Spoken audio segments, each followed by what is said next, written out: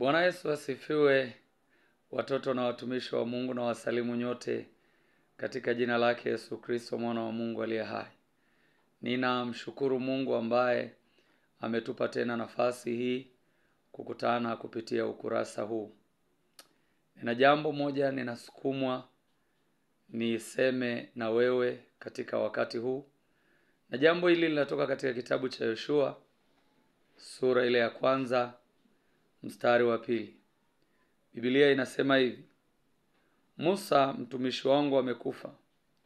Haya basi ondoka, vuka mto huu wa Yordani, wewe na watu hawa wote, mkaende hata nchi niwapayo wana wa Israeli.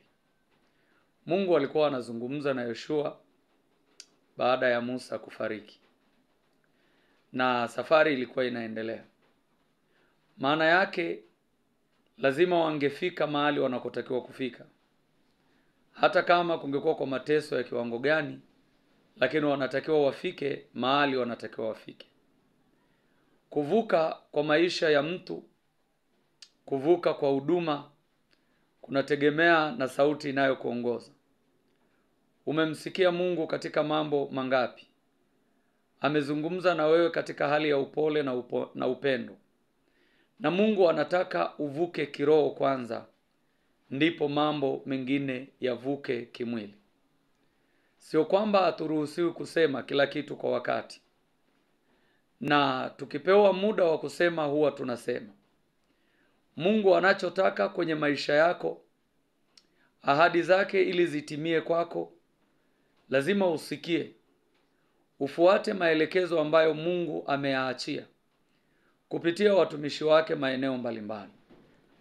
Ni majira ya taifa kuvuka, ni majira ya familia kuvuka, ni majira ya kanisa kuvuka, lakini halitavuka hivi hivi. Lazima ni mapambano ya kumuomba Mungu, kuomba ulinzi wa damu ya Yesu. Na wakati huu wa kuvuka ni wakati ambao huwa unajaa mambo ya namna mbalimbali. Wakati mwingine utaambiwa kabisa huwezi kuvuka wala huwezi ukafanikiwa juu ya jambo hili. Haina maana mtu anayekukatisha tamaa kwa sababu yeye alishindwa na wewe ushindwe.